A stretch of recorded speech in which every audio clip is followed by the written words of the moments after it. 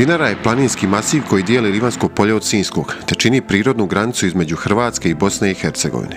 Najviša točka ove planine, a ujedno i Hrvatske, je vrh Sinjal, visok 1831 metar nadmorske visine. Zanimljivo je da je upravo Dinara dala ime cijelom planinskom lancu dugom 650 km, koji se proteže od Slovenskih Alpa pa sve do Prokletija na sjeveru Albanije. Samo porijeklo imena Dinara nije nikada do kraja razjašnjeno, no smatra se da korijene vuče od ilirskog plemena Dindari koje je nekada živjelo na ovim prostorima. Mi smo na Dinari bili mnogo puta, do najvišeg vrha Hrvatske penjali smo se raznim stazama, no nikada jogurt stazom iz Mirkovića. Vrijeme je da i to promijenimo.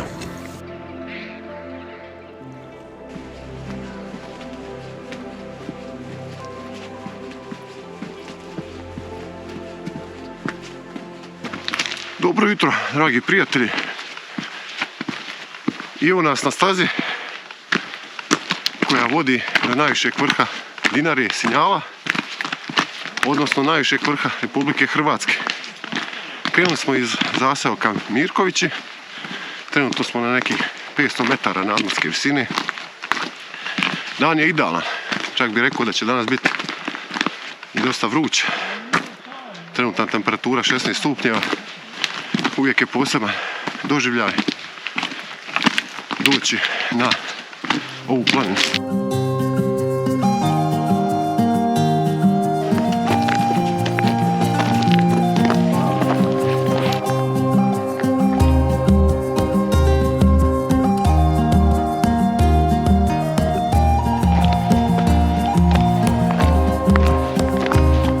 Nalazimo se na nekih 900 metara nadmorske visine.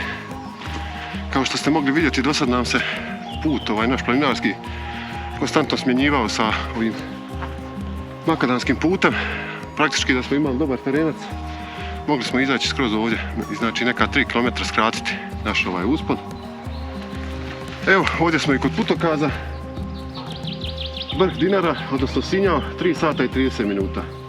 Planinarsko sklonište Zlatko Prgin, 2 sata i 45 minuta. Dalje nastavljamo pravim planinarskim putem i ono što je važno napomenuti, Dinara je bezvodna planina, odnosno na višim visinama gotovo da nema nekakvih izvora. Tako da je uvijek dobro planirati, ponijeti dovoljnu količinu vode, posebno u ljetnim mjesecima.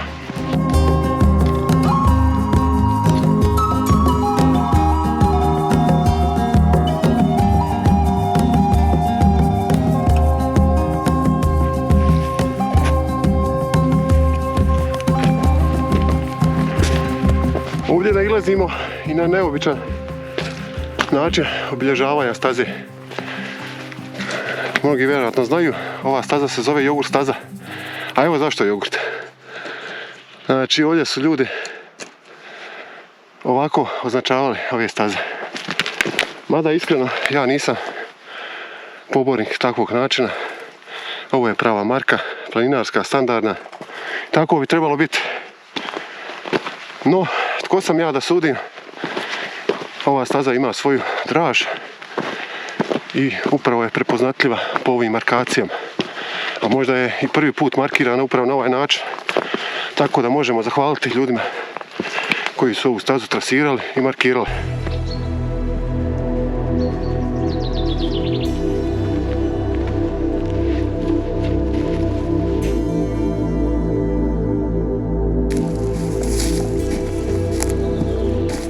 I evo nas na 1000 metara nadmorske visine, trenutno hodamo kroz ovu ugodnu, lijepu borovu šumu koja nam je odlično došla da nas malo rashladi, s obzirom da je onaj početni dio praktički išli smo kroz prančiok gdje nije bilo daška vjetra, bilo je dosta vruće. A evo, sad je puno ugodnije. Zanimljivo je da ovaj dio uopće nema vjetra, a gore, ne znam čuje li se na kameri, već se čuje huk jakog vjetra. Tako da bit će velika promjena.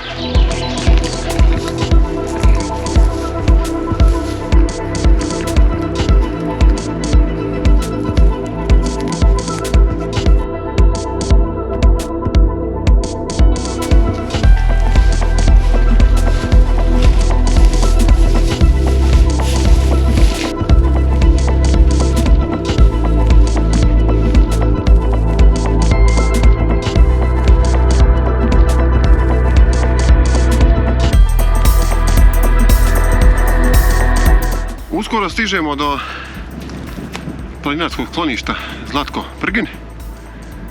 Dalje staza postaje dosta strmija. A ovdje smo trenutno na jednom jako lijepom vidikovcu. Po prvi put vidimo grad Knin. Isto tako vidimo suho polje, odnosno vojni poligon.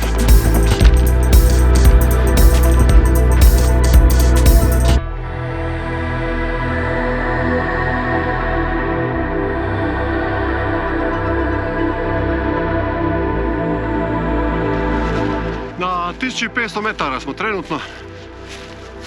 Ovaj tu prostor iza naziva se Samar. Dolje ispod je i visoravna Duler. Naravno, planinarski dom Brezovac. Ima jedna jako lijepa staza. Njome smo išli možda prije 2 godine. Preporuka. Ovdje iza mojih leđa vidi se Kijevski Bat. Naravno, već smo spominjali grad Knin. Tamo malo dalje je Velebit, Sveto Brdo. A uskoro stižemo i do planinarskog skloništa Zlatko Prgin.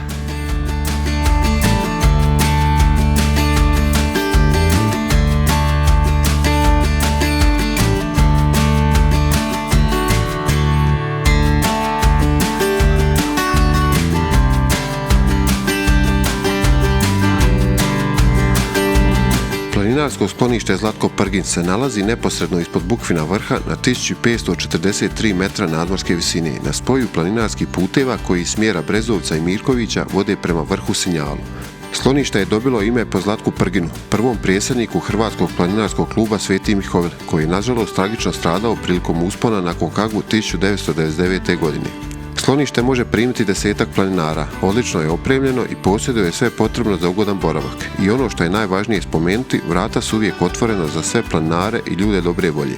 Ovdje smo zatekli vrijedne članove Hrvatskog planinarskog kluba Sveti Mihovil, koji su iskoristili ovaj sunčan dan za dodatno uređenje i održavanje skloništa. Kao pravi domaćini pozvali su nas na kolače i odlično domaće crno vino.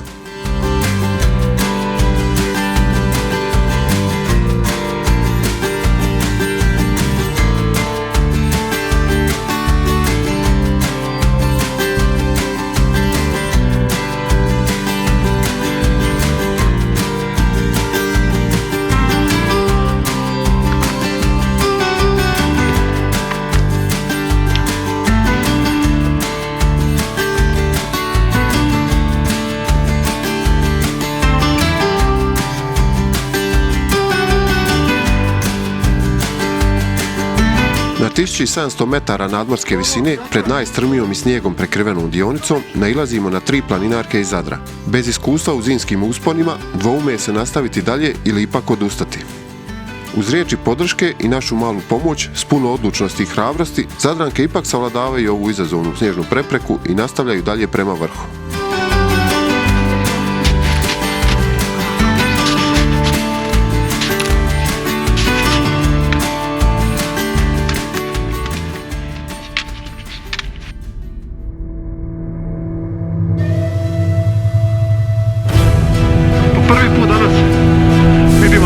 Vrh Dinare i Sinjal.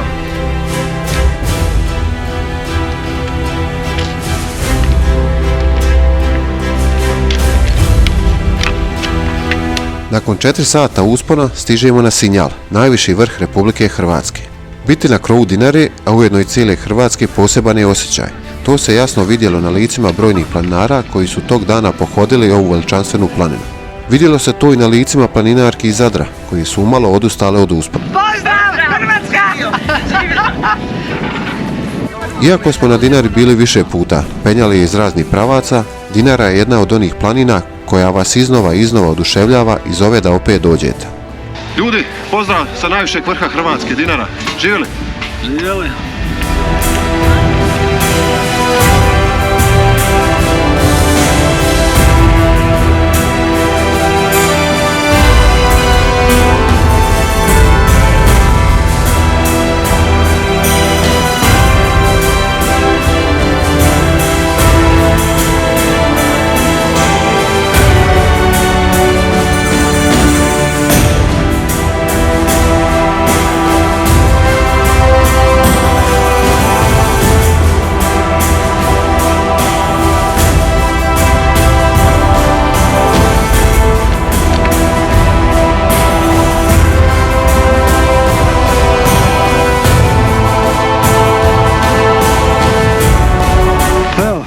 Pazin, pa Velebit, produžetka. Tamo se čak malo vidi Plješevica, Uilica, Osječenica, Klekovača, Jedovnik, jedan dio, Šator, Veliki Bat, Troglav, Jankovo, Brdo, taj cijeli kompleks. Kamešnica, Konj i tamo imamo Goliju i Cincar. Dok na jugu možemo malo vidjeti Biokova i Mosora koliko se u daljini vidi i Svilaja tu najbliže do nas i Kijevski Bat. Kijevski Bat, to je Pa da, to što jako možemo... dobro se vidi Peručko jezero Peručko jezero, da. i ovdje s druge strane znači Brezovac i Visoravan Duler.